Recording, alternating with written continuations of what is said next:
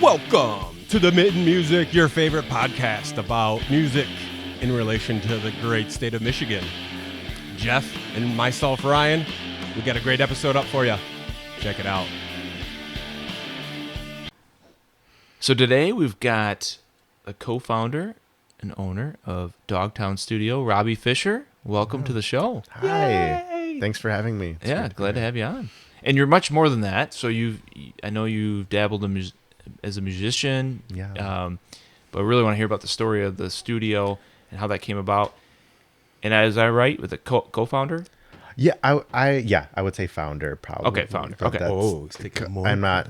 Yeah, not too. So when I started doing it, it was a lot of me and my friend Tito. But if he was here, he would say, "Robby, say you're the founder." So Okay, yeah. I'm not taking anything from him. I'm just kind of like following his wishes of what he would want. I'm sure. Okay. Yeah. But Tito's involved. yeah, he's one of my best friends. He and I have been friends since he and I went to elementary school together. Oh, yeah, that's legit. Yeah, and so like in junior high school, we were friends and got to start playing music and whatnot together. And he's just always been kind of like that person who I kind of bring all of my problems or like, that kind of friendship where Right. it's like, oh man, like help me with this big life thing. That's what our friendship has always been like. And so anyways, he did some school at Full Sail down in Florida, and he lived down there for like 10 years. So we went to like school together, then we were like apart for like 10 years. And then he moved back up here to Michigan. And as soon as he did, we were like, okay, let's make some things together. Were you guys into music stuff before? Oh, 100%. Oh, so that was a thing already. yeah. So music was like our thing. Gotcha. In high school, and that was our like identity. Like, Gotcha. yeah. And so as soon as he got back, and I mean, even when he was gone, we were like collaborating on things, sending things back and forth. But when he came back, was around the time that I had gotten my first video camera. And so we were like, from the moment I like opened the video camera, we were like, we know what we have to do when we have one of these, because we've just loved Tiny Desk concerts or like any of those type of things where it's a musician performing in an aesthetic that kind of matches the music. And I think that that's kind of one of the main things that I've found with Dogtown, or I think one of my main kind of creative like impulses that I was drawn to about the live session format is that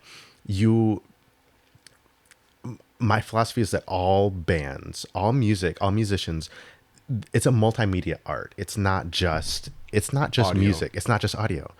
And all bands, like whether they want to embrace it or whether they want to pretend that it doesn't exist, there's a visual element to their art. And I love working with bands and being able to kind of like help develop that and have the honor of like having a hand in what that visual aspect of it looks like. Especially if that's not something that comes naturally to even think about it, like you said, right? Right. Some bands probably like they're like what you're describing to me is more of a musician compared to an artist. Like Yeah, an right. artist that can visually, like a band in the Valley Below.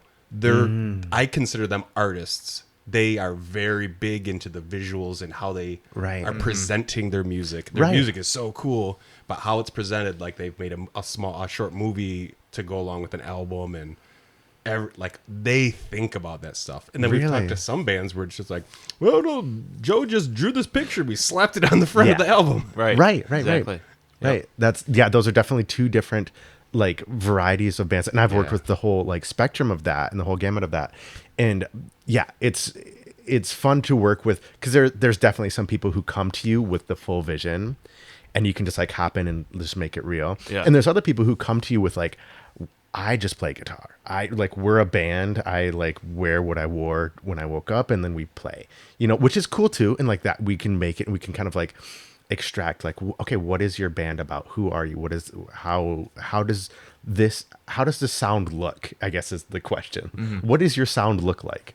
But yeah, it's always a fun thing to mess with, and to, especially when you can get really creative and go different places, or just like basically like be like a creative director about the whole project. It's fun. So if you had to sum up Dogtown Studio in in a couple words, the classic elevator pitch. Okay. How would you explain what it is? Because when anybody puts studio in the word, okay, Yes. first thing, okay, it's just a blanket recording studio or something like that. But you guys, like you're saying, the video is your focus. It's niche. Is it niche? It's niche. Special. Yes, it is unique. It's niche, and we we don't. It's niche in that we're a recording studio that does not do. We don't do just audio only recording. So if a band wants to do, we've gotten hit up by a lot of bands that are like, can I just record my album there? Can I record an EP there or something? And we've kind of like intentionally like been niched where we're like, we want to do live sessions. We want to do them really well. So we don't do music videos and we don't do albums because those things take a lot of time and they're actually very different skill sets. And your website does display that, like exactly how you said it. Cool. It's clear on your website that there was this, maybe it was the FAQ or something on it spelled it out. It's like, we don't do audio sessions only. This is the whole thing. And I was like, it was clear as day. That was cool. And so if I were to sum it up in a few words, I would say DogTown Studio is. It's going to be more. I wish it could be like a good like 5-word like a punchline, but it's going to have to be a little bit more. Yeah, than no, that. That's fine. That's cool.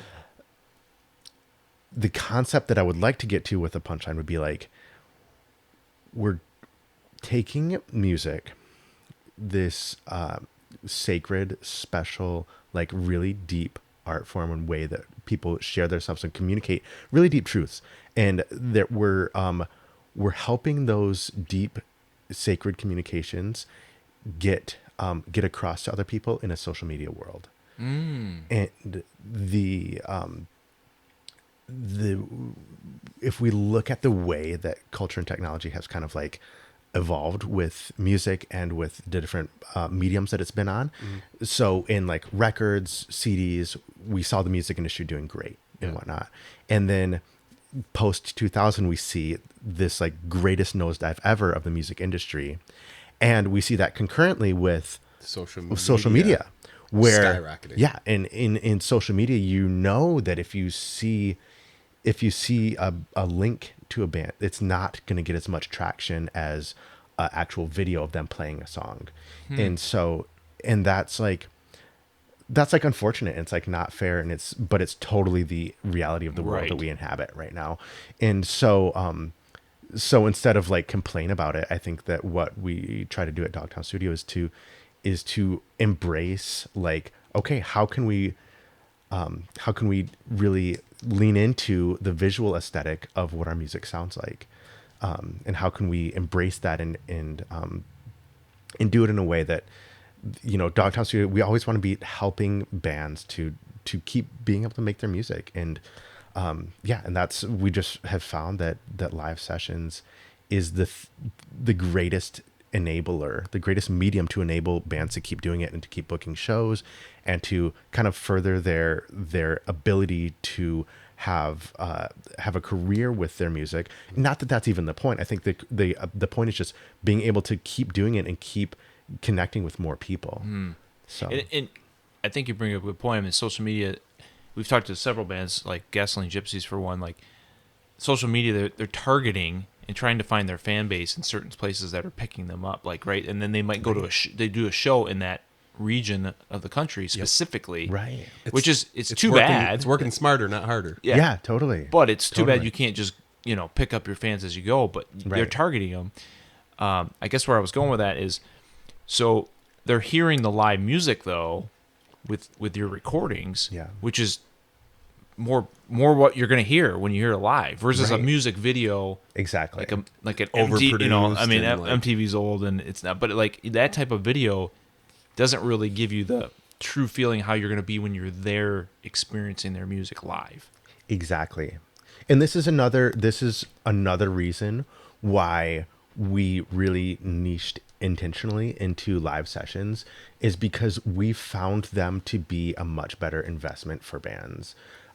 Because as far as like booking shows and getting new opportunities to play music in different places and different venues, that doesn't happen from music video, because when you're, if anyone, I'm sure most people listening are in bands, they know that when you're sending videos or you're trying to get booked at a new place, music video doesn't work because it's not necessarily, I mean, they're cool in their artistic expressions, but they're not necessarily like an accurate representation of what your band will be like live. I never thought about it like that. You're absolutely correct. That makes so much sense.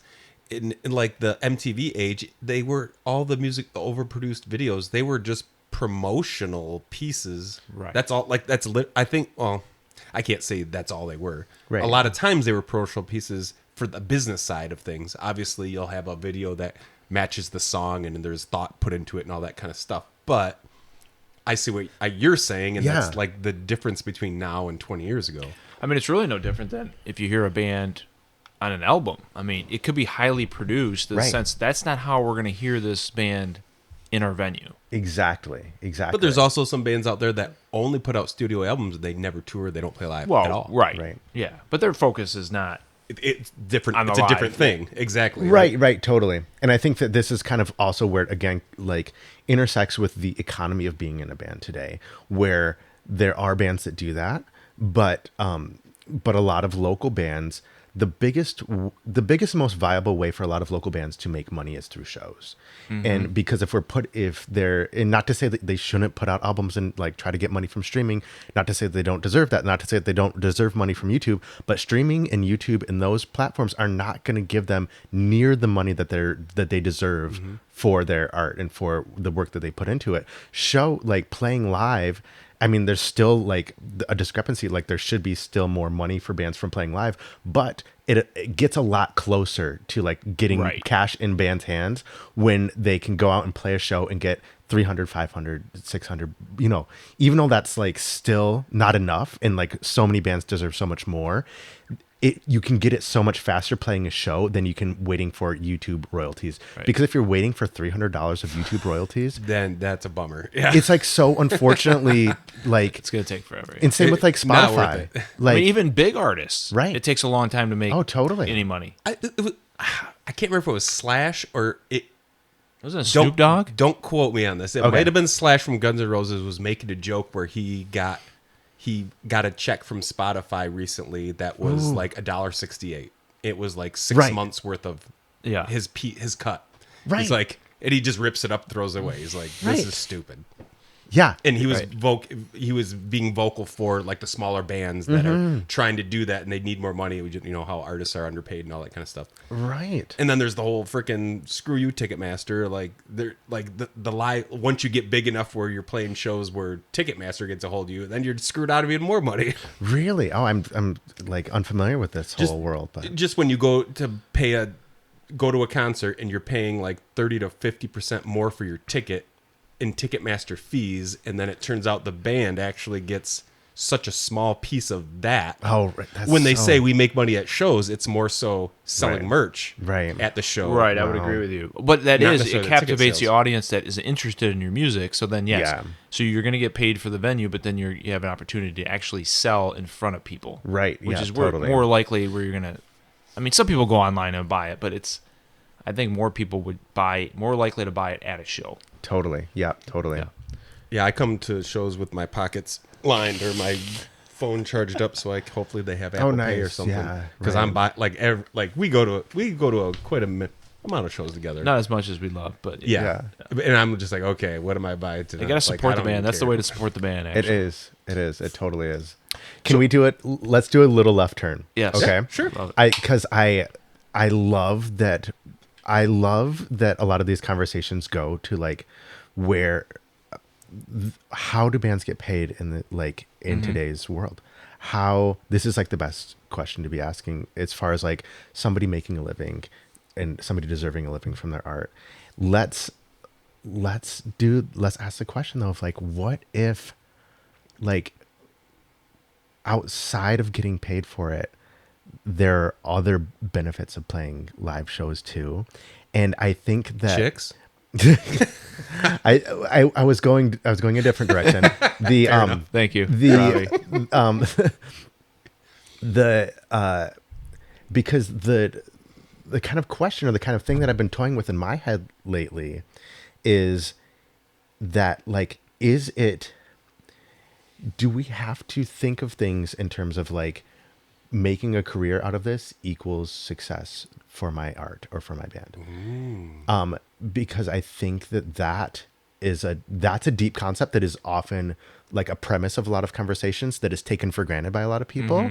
And in a lot of, I mean, growing up, it's one of those things that's so deep that a lot of people just think that's just taken for granted. And so growing up, I'm able to look back and see ways that premise snuck into a lot of conversations I had about being a musician growing up, with like my parents, and like, okay, like how can you do that and like, you know, afford to like pay your bills or whatever, live. Yeah. And then even past that, like, you know, I'm still grappling with this question and being like, does the check on my like paycheck of like what pays my bills, does the name on that company have to be like my band, or is it some sort of like failure if it's not? And I think that when you think about it that way, it's kind of makes it a little bit more clear of like, oh, that doesn't have to be the case. No, right. Like if there's so many people with great music that is amazing and life-changing and connecting and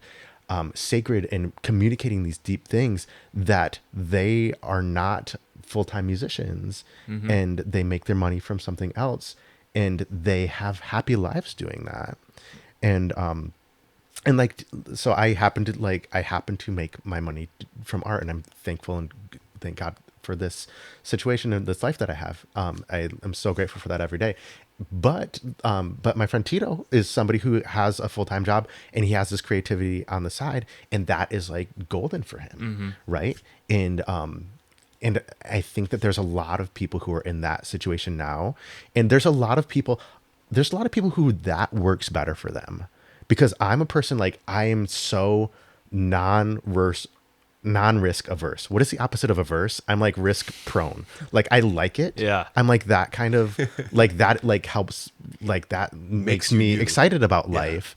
But I think that's a little bit of a rarity, and a lot of people like to know where their bi-weekly paycheck is coming from. Risk prone. Yes. I love that. I love that. I would love to be more risk prone, actually.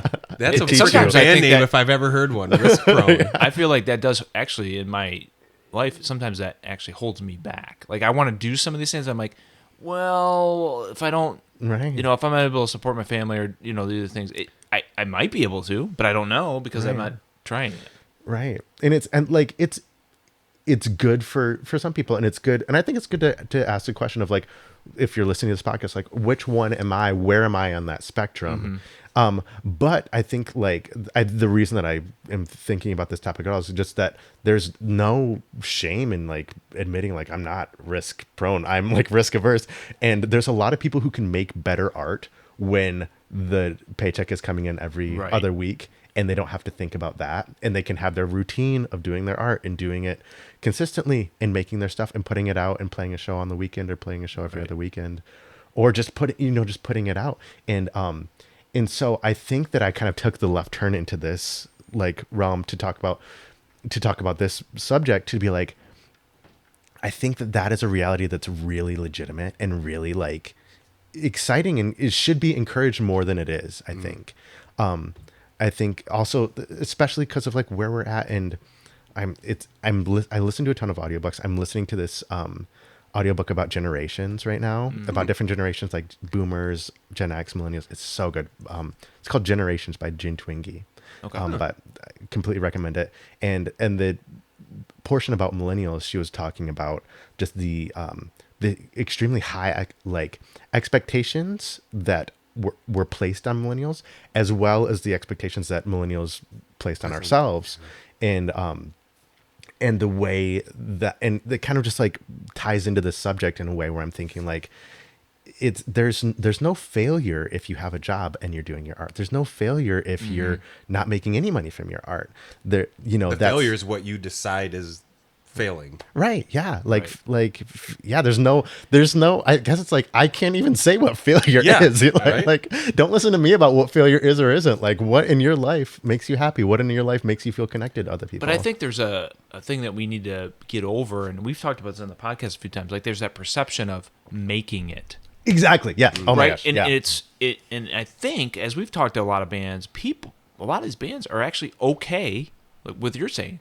I'm okay making my art. I'm actually got this full-time job. I do this on the side, or even I'm doing the band full time, but I know I'm not, I'm not playing all these sold out stadium shows every week. They're fine with that. Yes. Which is good. Which I hope we can get to that point where that perception in the past, like, if you want to be a musician, well, that's hard. That's hard to go make it. Right. Yeah. So Totally. that sets you up for failure because you're like, all these people are saying, well, you aren't going to make it. Right. But actually, I'm creating something I love, so this is the best. Like, why would anybody say that? Exactly. Because they're a-holes. No, And it's like they're boomers. I'm just kidding. And you said like it sets you up for failure, and it does. It like so drastically sets you up for failure. And I think that it sets you up for something even worse than failure, which is changing your art or changing what you're creating to try to fit what you think will get you to make it or whatever. Exactly. And so you're creating from this place where you're not actually creating from your heart or from what you want to make. You're creating from what you think the algorithm wants. And that's like even more like devastating than like failure in my eyes, because it's like people putting in such like passionate effort in a way that's not actually like coming from them. They're trying to like fit an algorithm or fit a shoe that's not theirs. While meanwhile they have actually a cool deep thing inside of them that is their voice that they're not sharing, and that's like worse than failure. Right. You know? Yeah, definitely. And like generationally speaking, like Jeff, maybe if you like, for example, myself growing up in the 90s, being a teenager, my parents were like, I wanted to do this sport or do this. And like, oh, my parents were like, no, you can't do that. Or talking about jobs in the future. Like, oh, I would love to do this. Oh, you can't do that. You're not going to make enough money to blah, blah, blah. I feel like as a parent now, me and my wife do not do that at all. It's the complete opposite. Right. Like whatever crazy thing the kids say, I mean, they don't say anything crazy. They say interesting, cool things. Like one daughter wants to be a special ed teacher. She's 9 years old. She's already saying she wants to be a special ed teacher when she grows up. We're like, that is awesome. That is such a cool thing. If that makes you happy, and if it changes next month, cool. That's awesome. Whatever, if that's what's going to push you. Obviously, they're younger, so they have a ways to experience life until they decide what that thing is.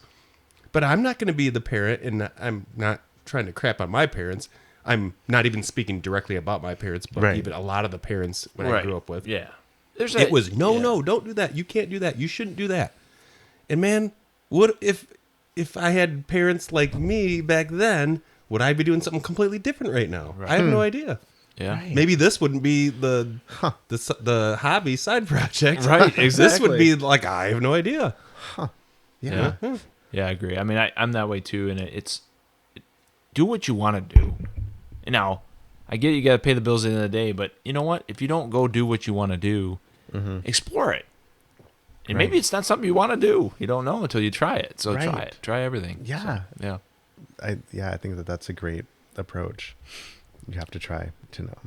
So, I mean, kind of back onto the studio. So how are you making this happen making some of these dreams of this creative art for these bands happen? Like, how do you even get connected?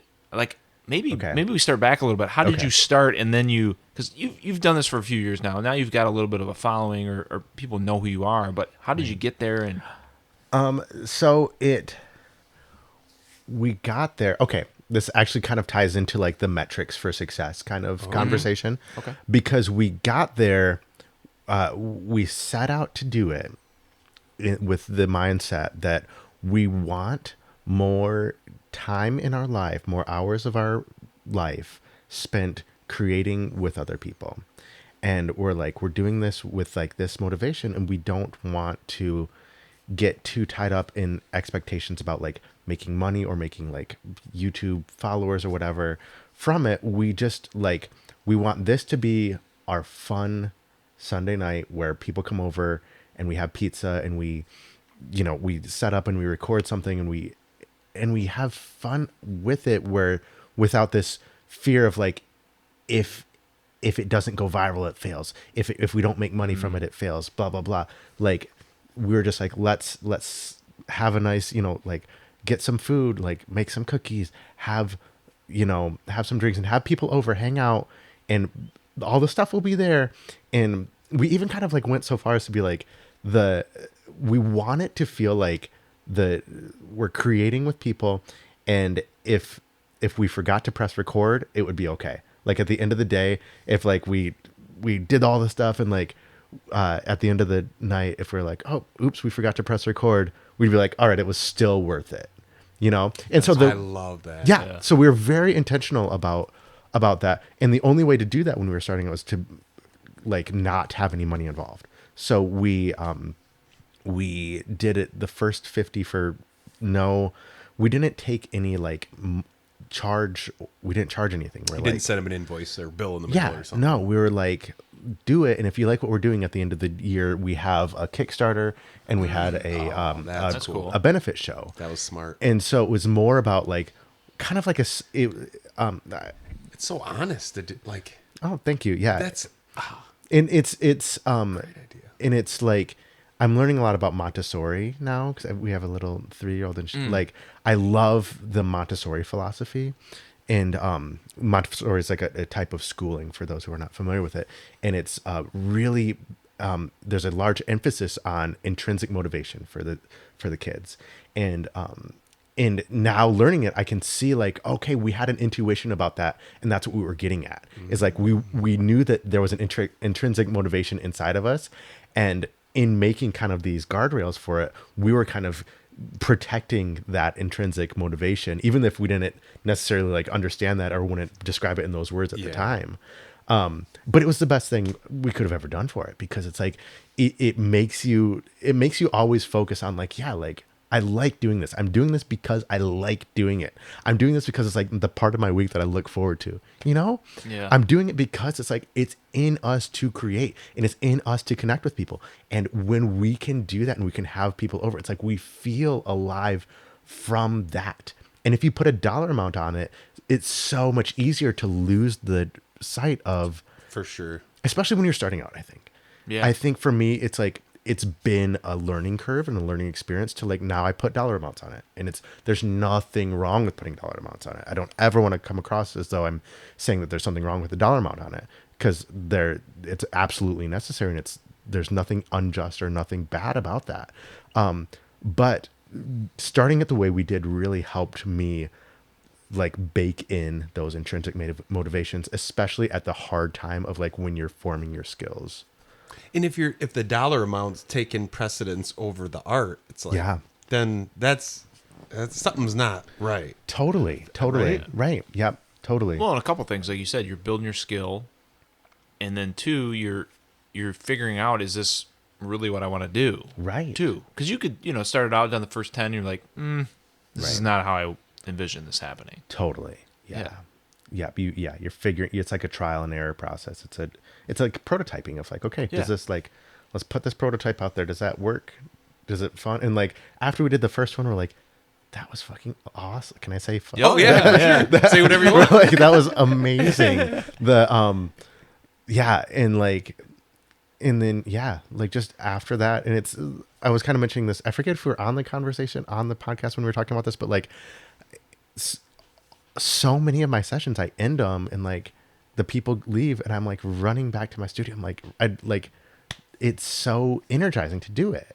And I'm like, just so thankful that I can still have that connection to the session. Well, you know what's going to happen when you leave tonight? I'm going to start crying because you get it.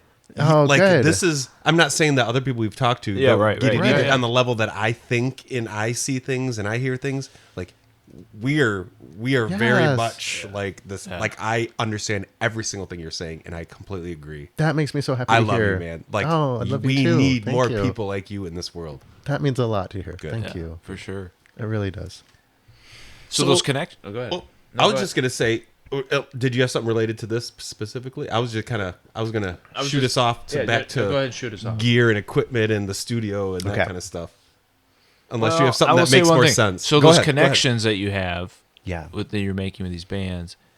No, shoot, I forgot what I was going to say. I don't know. Edit Just go this on, part. Yeah, go on your tangent. I'll come back to it later. Oh, so you're already calling it a tangent, and I haven't started yet. Well, no, just Because that's all I'm good for, huh? You were gonna go off on a different road. Just joking. So, Robby, Yes. you name it DogTown Studio. Yeah. Is Tito there right at the beginning? Do you quote unquote hire him like after you right. get started? Like once you have some substance under your belt, like, hey, I need someone to help out, and I can maybe, whether you pay him or not, I have no idea. But Right. Okay. Yeah. So this is a good. Yeah. This is interesting because we're kind of telling the whole origin story in different parts. Cool. Through it. Yeah, that's awesome. So yeah, we started. It's me and Tito at the start. Tito's not necessarily there for everyone, but he's, and it's like the studio itself, the physical studio space. I've had that for 10 years, and so Tito kind of comes in like the halfway point of that. It was about 5 years ago that he moves back and we start doing the sessions together. And so it was kind of already an established thing, and he's there for a lot of the sessions, but it's I think that he would say too, like from the beginning, it was always kind of like my thing, my like, my dream. baby. Yeah. And so and so he's there for a lot of them and helping out. And at first it was like very helpful to have him in terms of like recording, because he learned so much about that at Full Sail, and it's something that I knew about it, but he was able to teach me a lot of that. And so and so we've, and we did on and off throughout the first 50. He was there for a lot of them, but not all of them. And then as we went on, we just have along with our kind of like talk about like what motivates us, it's like another one of our things was like we always want to be doing this in a way where we're like our friendship there's never like a pressure of like Dogtown before friendship. It's always like if there needs to be time where like one of us is not doing it or whatever, there's never like, oh, you're letting Dogtown down or whatever. Good. It's like so strongly about that. And so and throughout there's times where it's like, oh, like Tito's busy doing other things, but there's never any like, oh, why? It's animosity. And so like he's been like, he has an amazing podcast called Craft Talk that he's been putting a lot of work into. Craft Talk. Like Talking about KRAFT or no, CRAFT? CRAFT. Like just like hobby someone's craft? someone's craft. Okay. And so like not necessarily like I'm gonna sew a button on this piece of yarn as a craft, and not that kind of craft per se, more of like your this is my skills, craft, your like, skill that you're good at. I have honed this craft. Ooh, So that's Craft Talk. and so like I like this. he has a lot of other like creative things that he's pursuing, and like Craft Talk being one of them. I'm gonna check that out. And so like so he's been in and out doing all these other things as well. So like at the present, he's more doing Craft Talk and other like creative things, and like home ownership and life, and like I said, like those are valuable parts of like existing too. Yeah, like sure. it's, people are not just defined by their creative pursuit or whatever. So currently he's doing more of that, and I've done like many of the last sessions just myself or with some other, and it's cool because like there's other people now kind of coming into the fold, and there's other people that I'm working with, and Tito's coming back and he's helping whenever he can, and he's like, well, I think the sign that we're doing it right is that when we sit down and we hang out, we like, and Dogtown comes up, we talk about it in a way like we did when we were starting, where we're still excited about it. And there's not like any like, like you should be at it more. It's like, no, or it's like, sorry, I haven't been helping out. yeah, there's I none feel of like an that. asshole. Right. And so I feel like that's how we know that we do it right. Because So it's kind of like you're That's a band that goes off and does some side project sometimes, Yeah. and then comes back together right, totally. to do a new Yeah. record or That's a something like that. great analogy for sure. It's a really good analogy. Well, I was just, so you have the studio. Yeah. Like, where do you learn about all the parts and pieces, and like, how did you pick up all like? There's the audio recording process, Right. which is the thing that a lot of recording studios have, but you add this niche video component to it in a specific way. Right. Like, are you like an aficionado on cameras and stuff? Like, have you No, like definitely all the not. gadgets and the equipment? Like, because I love gear and stuff like that. Like, have you just kind of learned as you go, or 100% yes. Yeah? The I have kind of like a philosophy about like learning things, or like that you just have to do it so much. 10,000 hours and you can master anything. Right. Yeah, right. And I think that there's so many things where it's like you just have to do it and there's no way around it. And that's kind of like going into it. Like we knew that we needed to do that. We knew that we had to do it a lot to figure out how to make it work and to figure out how to like technically make it like good. We're well on our way, Jeff. We're well on our way. This is great. Yeah, exactly. and it's like all thanks to you, that's buddy. and that's what it's about, is just doing it a lot. And it's like, so all of these things I just learned from doing it a lot.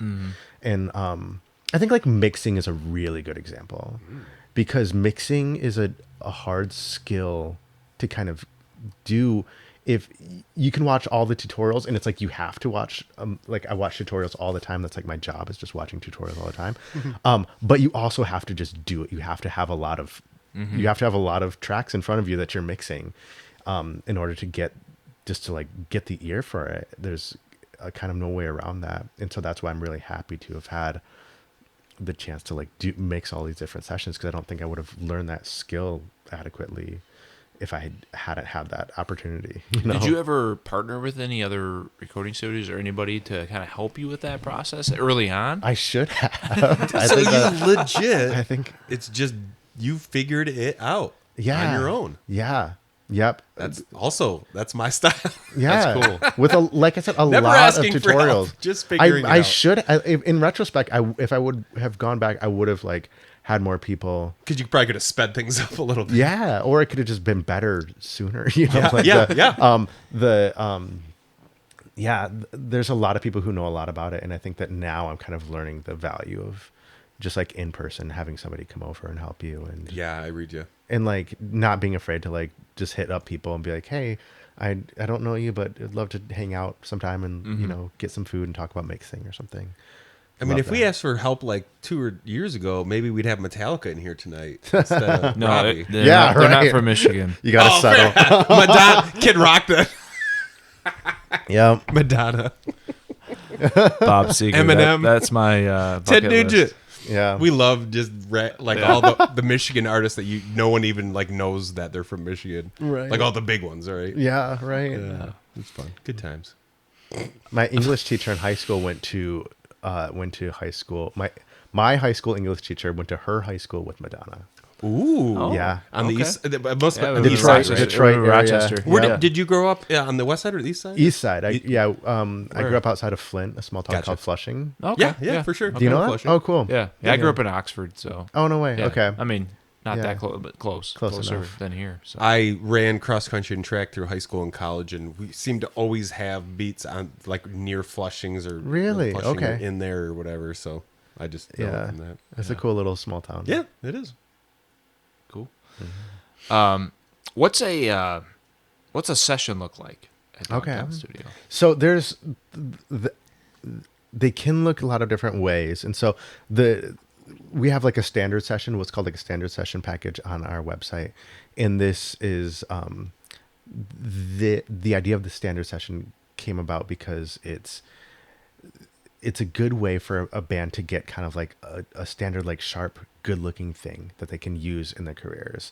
And it's kind of the only way for me to do it and like scale the business in a way where it's like, I can't be doing like a super creative, like off the wall thing for every you know what I mean? Because it's a lot of time. It's like, I couldn't do that every week. And if I'm doing something to like make a living, I have to have something where it's kind of repeatable. And so for a standard session with a band, they'll normally come in and like load in, and it's like a 3-hour session block. And so we'll spend some time just dialing in the sounds, getting in the tones and everything.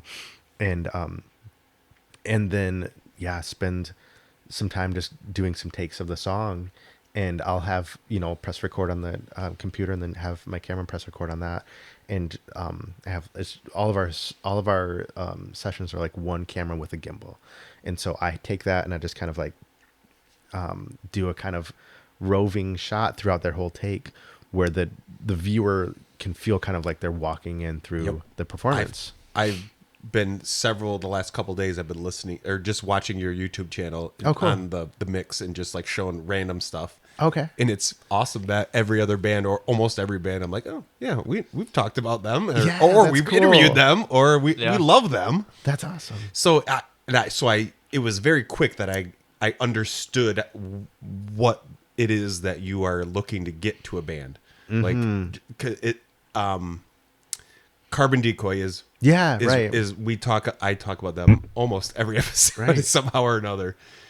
And they were the first ones where I started looking at their DogTown Studio recordings. Yeah. I was like, dang, this is freaking sweet. I loved that session. That There were a few ones. Yeah. I've seen them live. I've talked to them, in person, through email and all this stuff. And like what you were able to do for them, I feel gave me, because I saw that earlier on when I was starting to get to know who they were as a band. Right. And it just did the freaking trick, man. Yeah, right. Like I felt like I don't know if I can't say that's why I love them as much as I do, but that was definitely catapulted me into like, oh, this is what these guys are about. That's cool. That makes me so happy to hear. It. That's exactly what I want to hear. Dude. And this is kind of a good that's a good example, because I think that they're kind of illustrative of so not necessarily like a standard session, but more of like a custom session. Yeah. And so the way that I feel like they're very So the way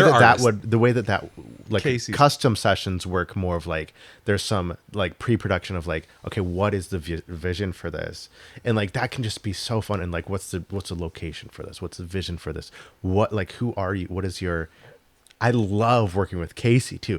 He was so he's an artist, man. When I was talking about an that. artist earlier, he is an artist. I'm not saying He Earl is. and right. Shoot, forget his Earl and who's the bass player's name? I totally forgot. I apologize. Right. Gonna edit that part out. Yeah. But Casey and Earl, like talking with Casey and understanding that he did, has the image for the record, right? And he does a lot of the art, probably all the artwork for. Well, the show we went to, the Pimmersham, he made poster. the poster and all Right. that Like stuff. So he is like, I can just talking to him, you can tell he like has the artistic mind.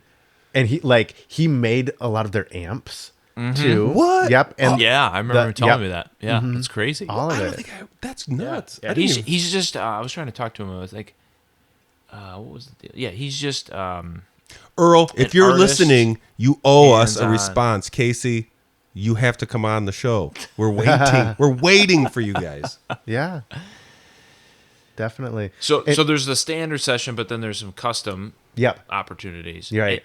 Now I thought I heard you just say where the location is. So it's Yeah, not right, always right. at the studio. Oh, totally. Yep. So there's so many of my favorite sessions have been like just in weird places. Like like where? Like what? We've done like a fun one was we did Jordan Hamilton on the roof of our studio once. That's cool. That was a really cool one. There's this a session coming to mind, John Paul Wallace, where we did it. It's a song where he's walking into a lake.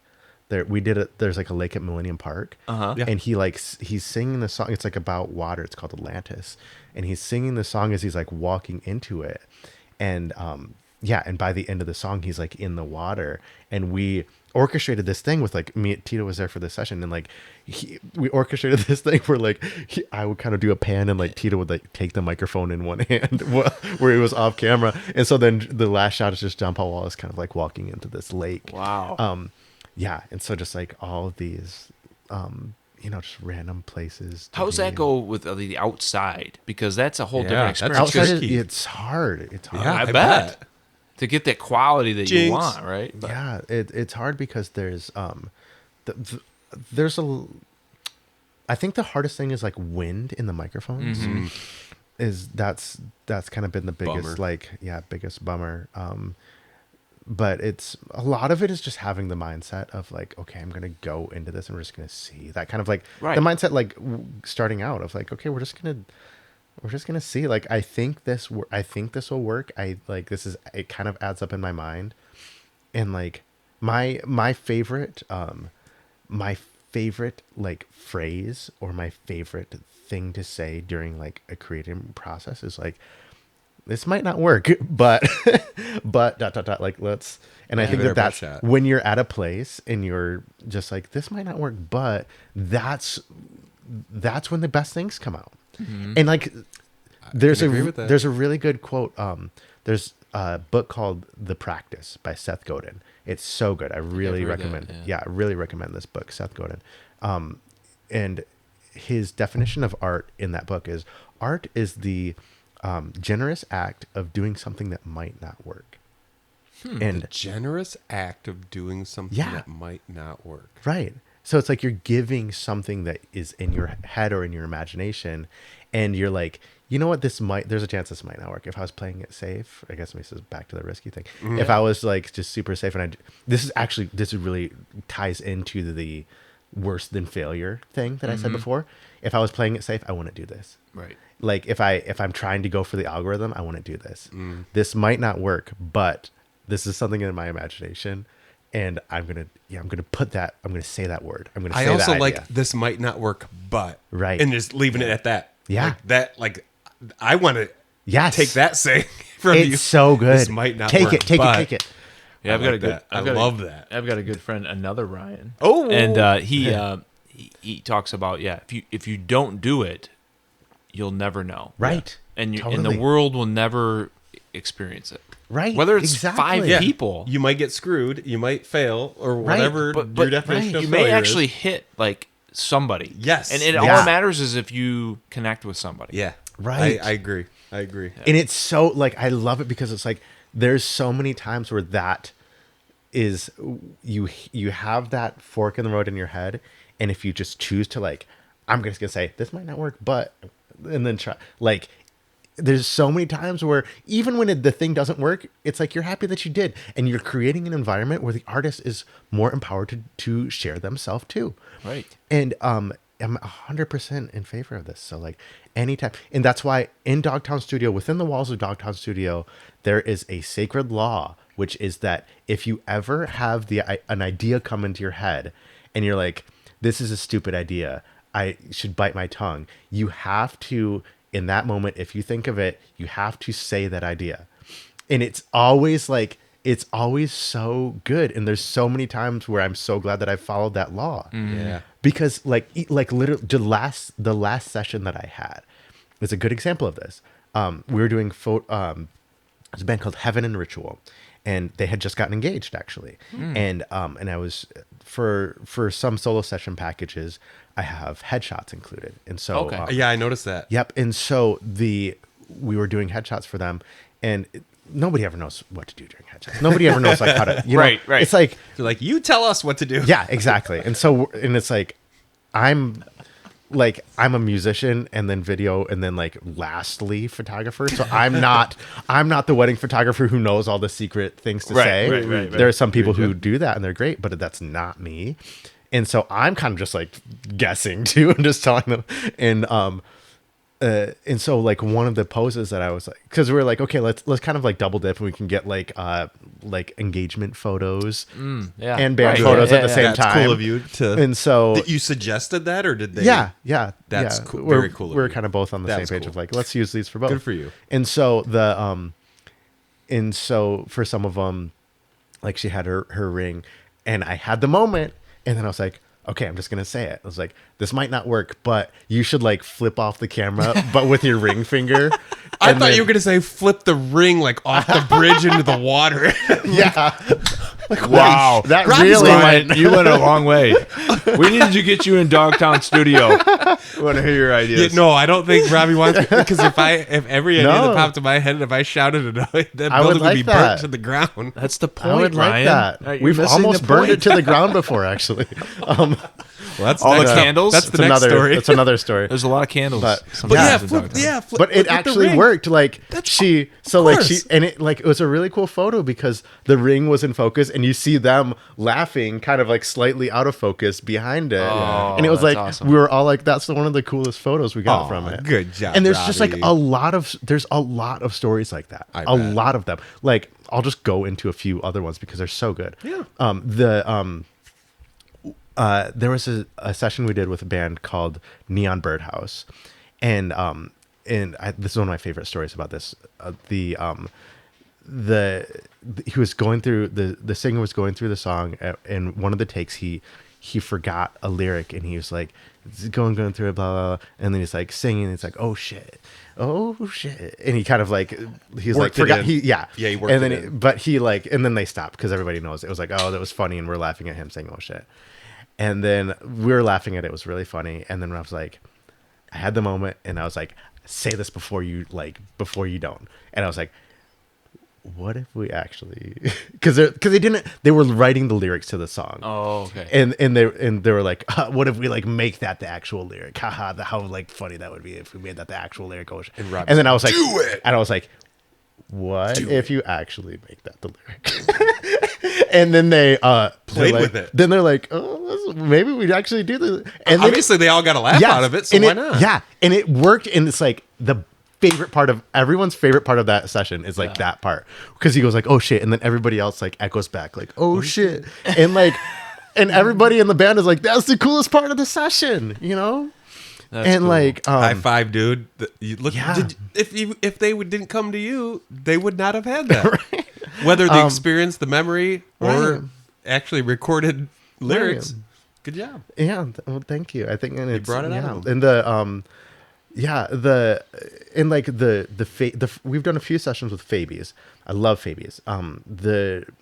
Laura and I actually grew up together. Laura from Fabies. Oh. Yeah, she grew up in Flushing too. We were like, her family's like my second family. Oh, wow. Yeah, I've like lived with them at different points in my life. So she's a really good friend of mine. That's cool. From way back. But the first session that we did with them was at their house, Laura and Garrett's house.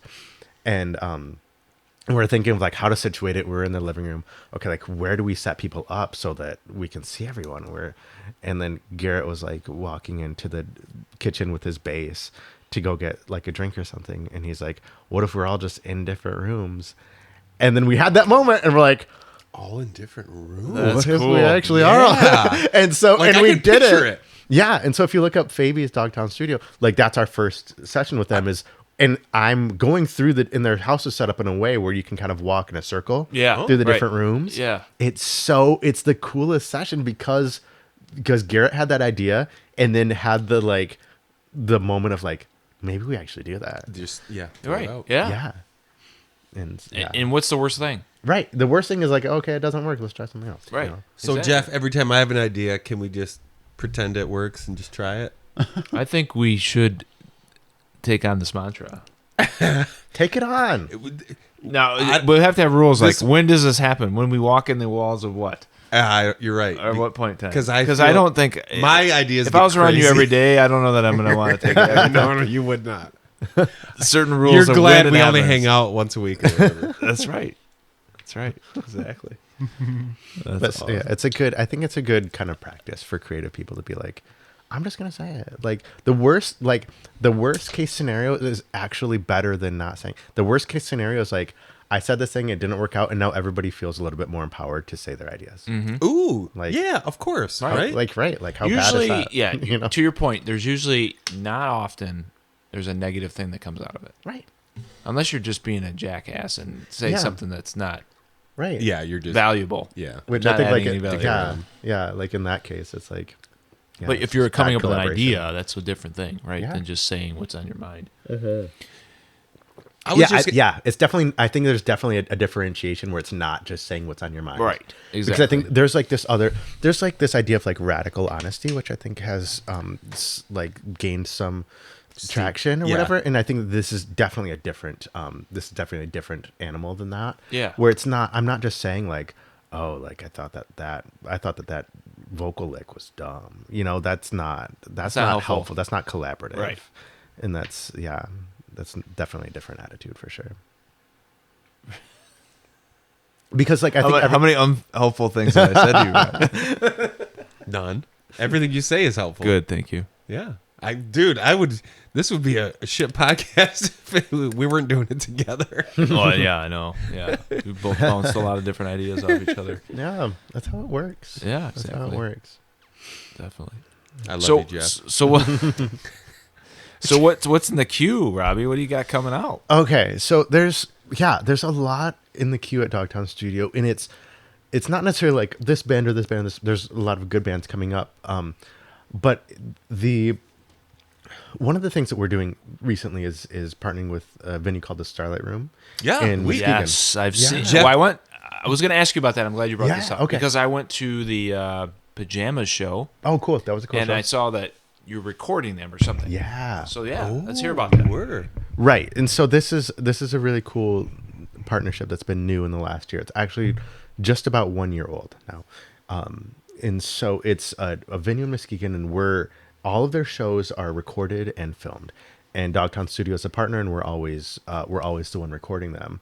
And it's been a great experience, and it's been such a cool thing for me because, like I said, like a lot of DogTown Studio has been just me and just kind of my like. A lot of it is just like me editing on a computer, and kind of, that's like not who I am naturally. Like I'm very. You'd rather spend more hours with the band or whoever. I the like person being is. with people. Yeah. That's who I am. That's what gives me energy a lot of the time. And the Starlight Room has really given me a chance to create a team out of Dogtown.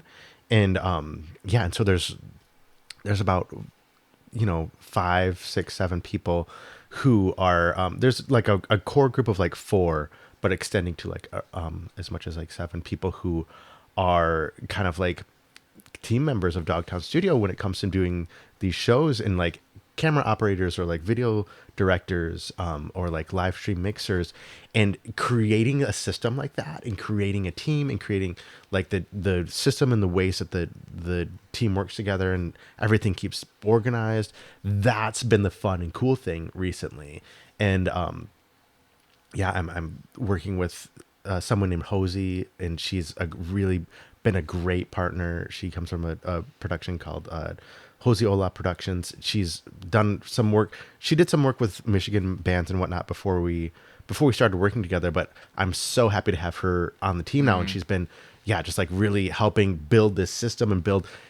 It's just the type of thing where it's like you can see it expanding and being so many different things, and such a fun thing when it's more of like a team effort. Sure. With all these Do different they things. work for the Starlight Room? So they're Or are they all similar to you, where they have their thing going on, but you guys converge together at the Starlight Room for right. So they're not employees of the Starlight Room. They're employees of DogTown Studio, or like employees as like team members. And I should have started with that. Were they employees of Dogtown or right? Yep. Okay. So they're employees of and so which is cool because Wow. so it's a whole different kind of like terrain to navigate, to be like, I'm now not necessarily, I feel like I'm moving from like freelancer to like business owner or like operator. And I didn't realize when you have been talking about yourself, like not saying you're talking about yourself so much, right? Not in a braggy way, but like right. I thought maybe Dogtown still was mostly just you, right? Which would make you sense. have to a think team that. now, yeah. And so that's it's cool because it's the Starlight Room has been like the garden within which we can really hone these skills of like concert videography, show off. Yeah, and like the show your skills. And so now concert videography and like having like a mobile team and like that type of thing is kind of the next level of. I didn't even know that. You're streaming those concerts, though, right? right. Live So streaming, that's kind of different, right? So that you're live streaming it, but then you're probably taking the recordings as well. That's right. Yeah, and you're working with the bands on that. Yeah, and so it's kind of a lot to juggle. Yeah, it's kind of like it was a big challenge to figure out how to do it all, and it took a while, and it was the same kind of learning process where it's like we literally just had to do it a lot. And so like Dan, the owner of the Starlight Room, he's a great person. He's become a really good friend and a really great collaborator. And so when Dan initially reached out to me to see if I would be able to partner with the Starlight Room, that was kind of my initial like strategy of how to make it work. Was we have to do it quite a few times before our first show. So I just had some bands who I was friends with who I was like, hey, if you let us just do like a private, like there wasn't an audience or anything, but if you play and we record you, we'll give you some free video. But we need to do it a lot of times before we open. Can you the say doors. what bands helped you out with? Oh, that? totally. Yeah. I'd love to hear it. Yeah. Who they were? Ben Travers did one. Crooked Spires did one. Seth Bernard. Okay. Seth. Yeah. And Van Lente did one. Nice. I don't It was- know if I'm familiar with Van Lente. Van Lente is she's amazing. And Gabrielle is her first name, Gabrielle Van Lente. Okay. And she actually lived really close to the Starlight Room at the time, and she was like, it was like she was there with Seth, and I was like telling them about the idea, and I was like, we're looking for like video people, and we were talking about it, and it worked out where she was like, yeah, like I could come and learn video and do this. And she was for the first season, she was one of our videographers too. Wow. Cool. Yeah. So it's just a really cool way to kind of build a team. Yeah. But yeah, So Dan reached out to you then. Dan reached out to me. Yeah, Yeah. that's cool. That's Yeah. good. I mean, he's got something cool going on there. He does. He's I mean, he's I like really his themes talented. and how he's got it going. I mean, he's only in year 2 now, Right. but he's got like I know he calls them different things, but it's basically acoustic right. jam band. Yep. There's what like is a cover tribute yep. series. Tribute, Yep. yep. So that's it's really neat. It's really cool. And like the thing about Dan is he's really really cares about the bands, and he cares about the music, and it comes from a good place with him. Do you know what I mean? He cares about getting the music across to people, and about like making a comfortable and fun environment for the bands to play in, and giving to the music community in a way. And I think that's the thing that has made the Starlight Room partnership a really cool one, is because like he and I really, I don't know, like I admire and I like respect where he comes from with all of that. It's really cool to see that lately. Like, I feel like there's a lot of venues. You know, we got the Starlight Room now. That's really new. Clover Room down at Kalamazoo. You got the Stray, Right. which I know you. That's where we met. Actually, was Right. You were judging the Battle of Bands. Some of these venues that are small but intimate, but they really it's the focus is on the music. Right. Totally. Instead of, well, it's a bar and you will have the band, but we got some TVs going on. Right. These are more intimate connections. It can be, because there definitely can be this dynamic where it's like we're a bar, we care about alcohol. Oh, maybe if we have a band and we can sell more alcohol. Like that's a completely different perspective, right? Right, yeah. Like that's not Dan's perspective at all. Like Dan's is the opposite. He's like, there's not even alcohol at most of the Starlight Room shows. Some of them partner with the nonprofit, and so they can sell alcohol. But Dan's perspective is always first, like, how can we make a good place for music? Yeah, that's it. Yeah, You know? the sales of extra stuff isn't part of the Right. package of what he's trying to do. Right. Good, that's cool. Which is like that is That's how cool. like culture is built, because like what it's Yes, like absolutely. it's like people take it for granted, but it's not a given that there has to be good places to see music and to actually listen to it. Yeah. Like the places that exist like that exist because people care about music and care about keeping that alive. Right. Yeah. And so that I feel like that's a cool thing to be involved with. Yeah, definitely. And it's a similar thing where like we leave the shows like, like that was fun. Like I love leaving the shows with my like Starlight Room team and being like, yeah, like we killed it. Like that High was cool. five. We did a thing. Like we're like, and you end it like feeling like you're better friends with the people that you're, because similarly, like there can be, especially in media production, there can be those places where it's like the team is like at odds with each other of like, oh no, like there's this technical thing, like I thought you solved this, I thought this was your fault, but it's like one of our kind of philosophies with DogTown is like we really take a lot of time to put effort into the organization and the checklistization of everything, and really kind of holding that as like its sacred value of like we're very organized and we're very particular about things go where they go, and you check off the checklist when you do it. And in doing that, we're able to kind of make sure that the parts of our mind or our brain that would normally be spent worrying about what did I do, what I did not do, that is already taken care of. And so you can kind of be there present with with the band. Like you said earlier, makes it repeatable, so you can quickly do it again and again and again. It's like we're all on the same page. We know the checklist. We know the things we have to do. We get that crap done. Yeah. And then once we get going, Then we you can have relax. fun. Yeah, relax. you have fun and take enjoy it in, right? You can Exactly. take it in. 'Cause You you're can like, take it in. This is what we do. We check it all up front, and then we're. But you're not checklisted in the entire night. You're checklisting up until go time. Yeah. Yep. And then there's probably a problem or two you have to tend to once in a while. But you have the mental space. Yeah. And I think more importantly, like the emotional space to like deal with that, you know, Yeah, right. where you can deal with it and be like, okay, this is a technical problem. This isn't a problem of like that I have to snap at my teammate about. You know, I Right, like right. the way you said that. Yes. Right. Yeah. I'm gonna remember because I could relate that back to my work. It's so easy. It's everyone's work. You know, it's so like those parts of our brain are so easily intermeshed that like Good point. when things get hard or stressful, it's so easy to snap on somebody that you care about and that you're close with. Absolutely. And so it's any measures that you can take to kind of like to separate the technical and like it makes it just a lot easier to see like I really like the people that I work with and they're really talented and anything that's technical is not their fault. Like it's like the fault of like some software or something, you know what I mean? Exactly. Yep. That's cool. One thing I want to ask you, you talked about earlier when you were growing up, you're a musician. And I think one thing you like to sell is that helping musicians make art or whatever it is. Right. So what is it that you play or what Oh, yeah. do you still play? Oh, of course. Yeah, totally. That's, yeah, I really love to be able to talk about this because it's like, I feel like that's when I think of myself, like that's still where I see me. It's like, I'm a musician. Like I'm not, a lot of people see me as like, oh, you're the video person, but I still don't see myself as that. I still see myself as like, I play guitar, I play drums. Yeah, I play guitar. Guitar is my kind of main thing that I started with, but I also play drums and bass. I play kind of a little bit of everything. Okay. And yeah, I play in a band called One Blown Speaker with my best friend John Curbett, so I went to high school with, and we grew up together as well.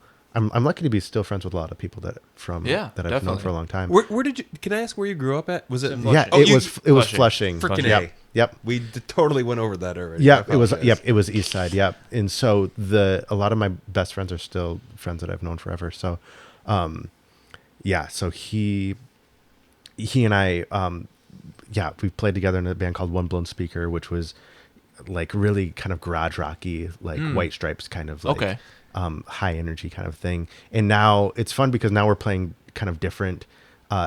We're collaborating in different ways, and he has a house now and he's like building his studio in the basement, and it's called Hungry Drummer Studio. So you can look up Hungry Drummer on Instagram, I think, or Hungry Drummer Studio on YouTube. But it's cool because now we're collaborating like virtually, where we'll have like he can send stuff over, I can send it back, and we'll video chat and stuff, and like and he has like synths and stuff now, so it's a whole different type of music. But yeah, we're always just trying different things and just playing with different stuff. And so there will probably be some sort of project coming out of like our collaboration there. And I have a few different solo projects that I've done recently. One of them is called a few different solo projects. Because I'm lucky enough to have. You sound like me.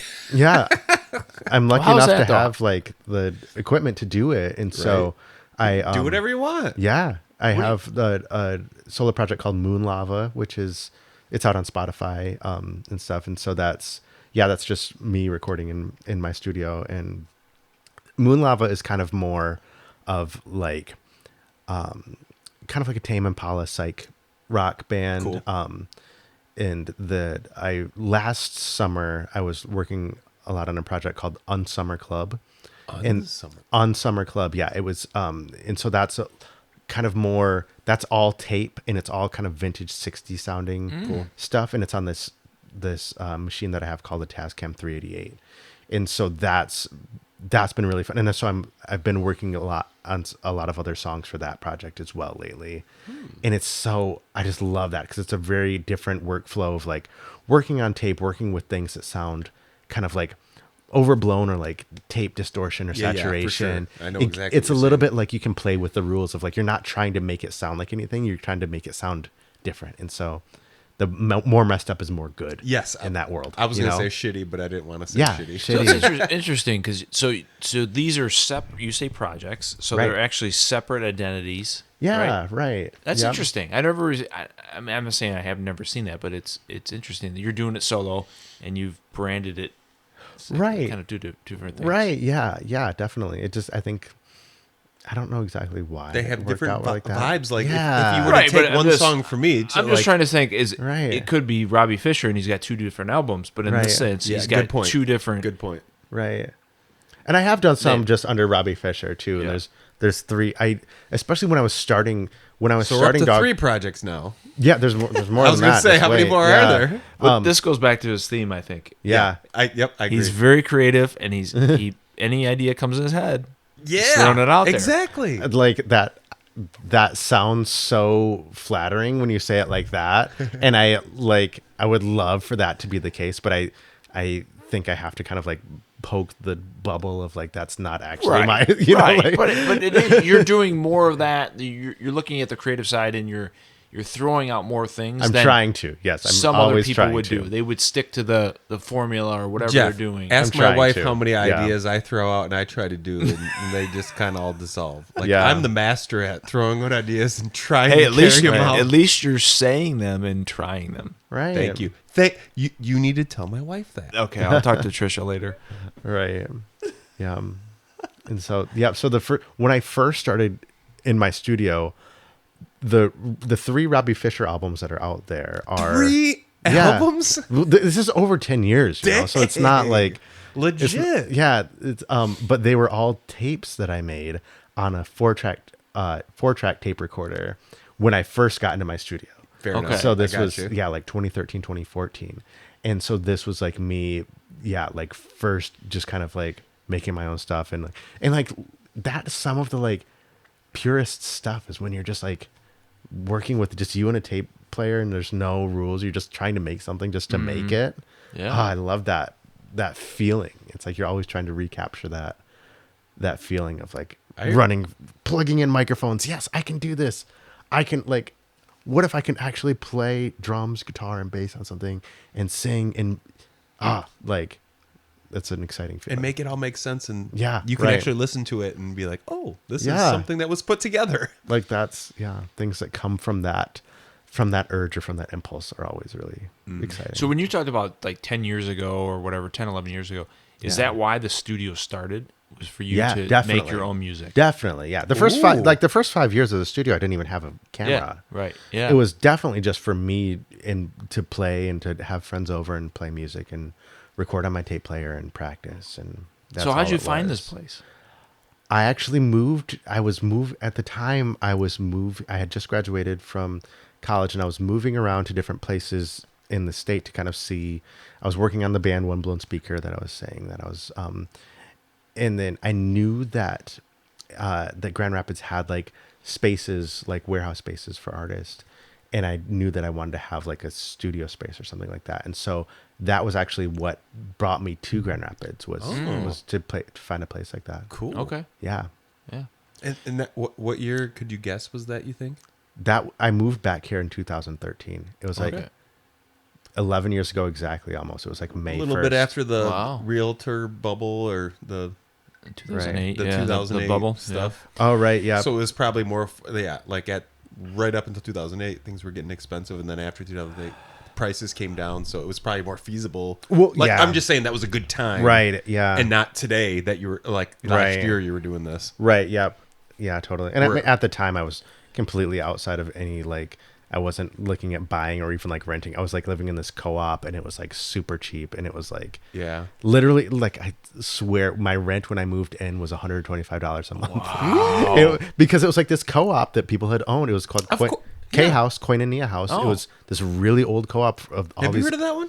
No. It's it's these activists. Like it's just has a long activist history. That's cool. And it's great. A lot of great activists have lived there, and and it worked. You know, it was like a really some great history way there. to have an affordable. When you think place about to it, live. it really makes a lot of sense. Yeah, Like, totally, Of course. Cohabitation totally. actually is probably the way we should be going, Right. instead of the other way. But 100%. it's hard for people to change that. But like, you connect with people, Yeah, you gotta live with people. But Yeah. it does bring down the rent. And Would you say Haskins, their practice space was in that type of atmosphere, or am I wrong on what we're talking about? Well, he's talking about living.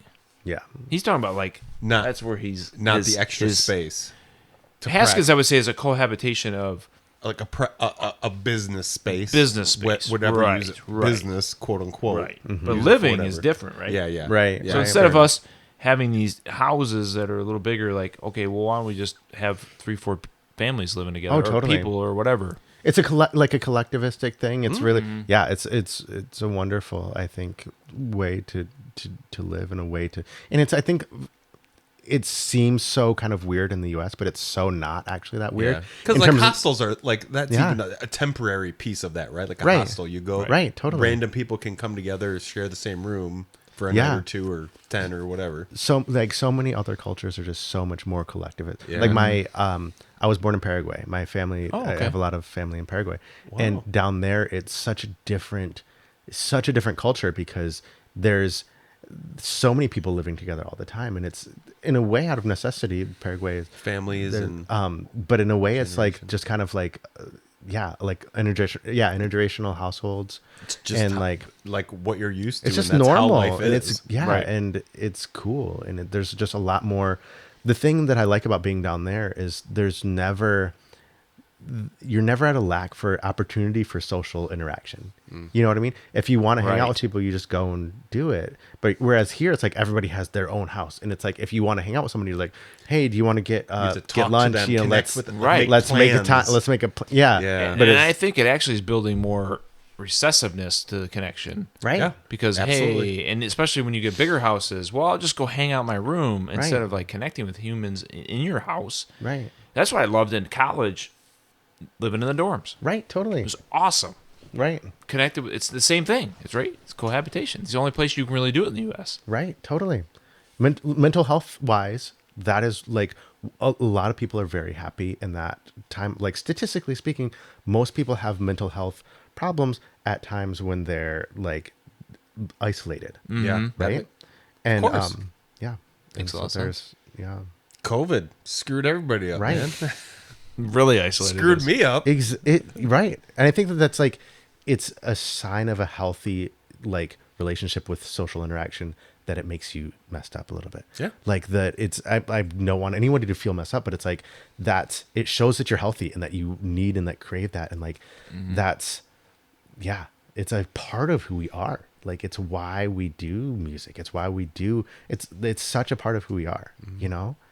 And like admitting that is not a failure. Admitting that is not like a loss. I think there's sometimes a lot of shame around like the idea of like dependence, or like that you should never be codependent. But I think I was watching this, my girlfriend showed me this person, Ram Dass. Are you familiar with Ram Dass?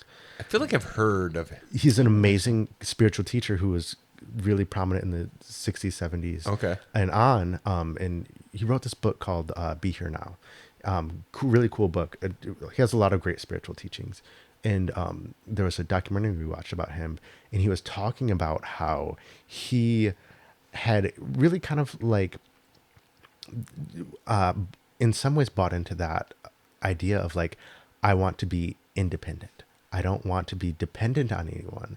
And then he had a stroke, and he all of a sudden had to be dependent. Like, and he was talking about how that switched his thinking. Oh.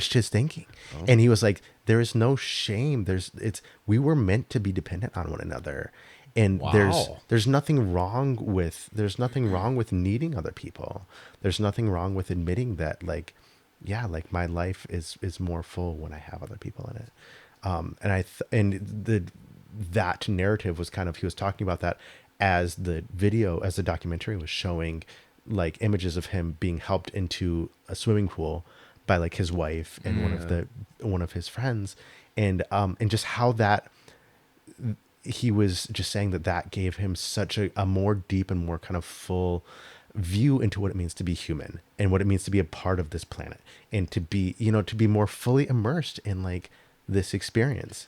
And if that didn't happen to him, right, he might be complete opposite type of person, and like right, kind of preaching the opposite way. So I'm glad it's a bummer that happened to him, but I'm glad he realized and like was able to not think of himself as a failure because he didn't live up or continue on what he thought once, how this is how it's supposed to be. Now it's, oh, I'm realizing something different because something happened to me. Exactly. Yep. It's growing, man. That's being human. Exactly. Good for him. Yeah. That's cool. Mm-hmm. Yeah, I really recommend looking into some of his teachings and stuff. It's Interesting. always really, I like it. really interesting stuff. Well, I've been pleasantly surprised tonight. This has been awesome. This Thank is you. not only one of the better interviews we had. This is one of the most interesting conversations I've had very in a long. Like Yeah. I can't even. There's not a conversation in my head that tops this. That makes me so happy. Dude. I am. Yeah. Like, I don't want you to leave. We Right. can turn the. I want you to spend Yeah. the night. Yeah. We'll start you the should- podcast. We'll just hang out. You should have seen him at the Stray, the Battle of Bands, when he had to announce the winner, and he had a lot of what's the right word? I don't know. He had a lot of words of wisdom Conversation. to share that evening, Oh. which I thought was really cool. I'm Just glad for you like appreciated those that. up and coming bands, and Which they absolutely need, I'm sure. yeah, but it was cool, and Thank yeah. you. So we've had a pleasure tonight Yeah, me too. speaking with you. I agree. Like, love being able to talk about this. Like, such a fun conversation to have. So thank you for having me over. Absolutely. Thank you for this place. This is an amazing spot, and you have a great setup. And thanks for what you're doing with like just making a podcast for Michigan We music. appreciate that. Yeah, thank you so much for it. I cannot wait to come check out the studio myself in person. Please, Yeah, definitely. And if we can work it out sometime together, we'll do it. But Yeah. we'll hit you up, Robby. sounds and great. I want to check it out for sure. So what's Please the do. best way of people to find you, and if a band is interested in working with you, connecting? So the website for DogTown Studio is www.dogtown.studio. And so if a band is interested in contacting us, there's contact forms on the website that are really easy to find. Or you can email team@dogtowngr.com. Or Instagram @Dogtown Studio is probably our most active social media place. But yeah, bands, if anyone wants to contact for anything, just if you want to check out some of the stuff Robby's doing, go to the YouTube channel. Yeah, YouTube as well. Yeah. There was a random mix button on there, and I just kind of like let it play for several hours. Oh, I got lost. Yeah. I got lost in that, and I was thinking I was going to like clean something or do something while it was going on. 2 hours later, I did not move off the couch. I was like, "Oh my gosh, That's awesome. This next video is starting out pretty cool, That's cool. dude." It was I'm happy to legit. hear that. It was good. It was cool. Good job. Thank you. Thank Appreciate you very Yeah, much. definitely high We quality. appreciate you and what you do. I appreciate you guys as Yeah, well very definitely. much. Thank you. All right. Thanks, Robby. Jeff. That's it. Good night. Good night. Good night. Mitten music out.